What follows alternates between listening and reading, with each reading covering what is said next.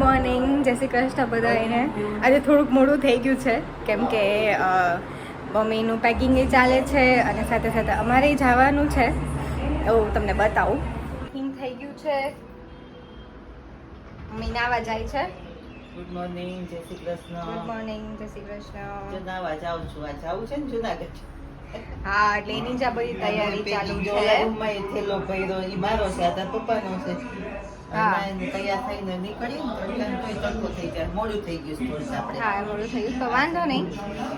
હમણાં કઈ વાંધો નહીં. ગાડીમાં જાવ એટલે બહુ વાંધો ના આવે. વાંધો ના આવે. હા, એવું છે. ચાલો ચાલો. હાય બાય. હાલો, મળ્યા પછી bye. મળ્યા પછી. ફોન કરીશ. હા, પોચીને ફોન કરજો. હા, હા. અને હવે આપણો બ્લોગ હવે જુનાગઢથી કન્ટિન્યુ થશે. હો, જુનાગઢ જઈને મળીએ. ત્યાં બતાવશું હવે તમને. હાલો, bye. Bye bye. જઈએ છીએ જુનાગઢ. જઈએ છીએ જુનાગઢ તો પણ છે ને ગમશે નહીં હો.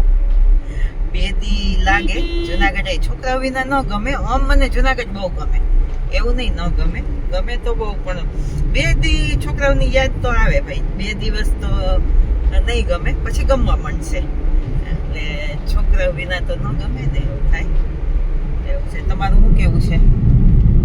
તો બરાબર છે. ન ગમે ને છોકરાઓ વિના. બે ત્રણ દી લાગે હે ને. અપસેટ રહે ને બે દી આય બે દી લે. હા હા, એટલે એવું થાય, પછી નો વાંધો આવે. હા, ધીમે ધીમે સેટ થઈ જાય. બે દી લાગશે. એવું છે. કોઈ હોટલ આવે તો પાણી પીએ ને મોસમ છે. બગોદરા તો આવી ગઈ.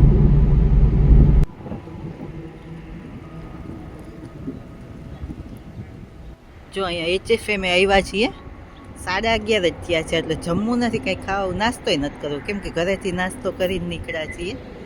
તો નાસ્તો નહીં, ચા પીધી ખાલી. ચા પીને હવે જાશું ક્યાંક બીજે જમશું. એક દોઢ વાગે જમશું. અત્યારે મને જ જમવું છે. હોનેસ્ટમાં આવ્યા છીએ જમવા. થેપલા મગાવ્યા છે, દહીં, થેપલા ને સેન્ડવિચ. સેન્ડવિચ આવી ગઈ છે. હા, સેન્ડવિચ આવી ગઈ. હમણાં થેપલા ને દહીં બાકી છે. આ ખાઈએ તો હમણાં એ આવી જશે. થેપલા ને દહીં આવશે. હાલો ખાઈ લઈએ. પેલા ખાતા થાય. હા, થેપલા ને આવી જશે. હાલો, દહીં થેપલા આવી ગયા છે. મેડમે જમવાનું ચાલુ કરી દીધું છે. હાલો જમવા. બહુ ઉતાવળામાં ભૂખ બહુ લાગી છે ને, તો પછી યાદ આવ્યું કે હા થેપલા લેવાના ભાઈ. સારું સારું લ્યો.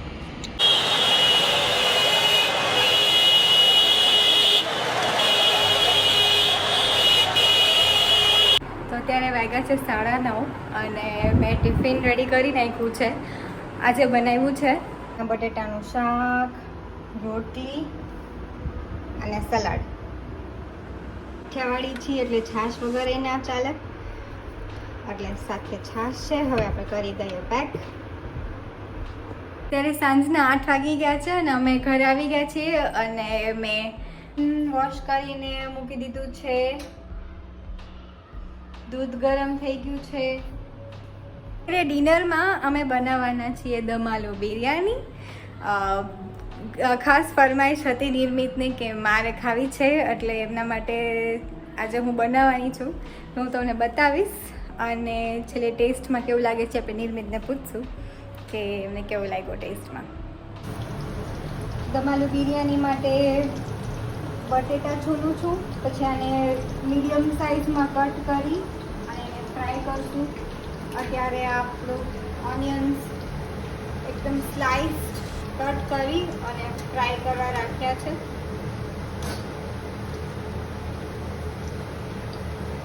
પછી ફ્રાય થઈને હું આ ટીશ્યુ પર રાખીશ, એટલે એટલું ઓઇલી ના રહે એના માટે. અને આ ચોખા મેં પલાળી દીધા છે.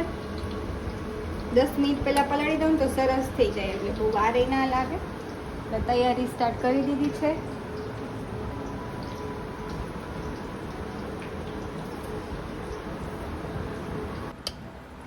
પેલું નથી ગયું રસ્તા જેવું, પણ દહીં લઈ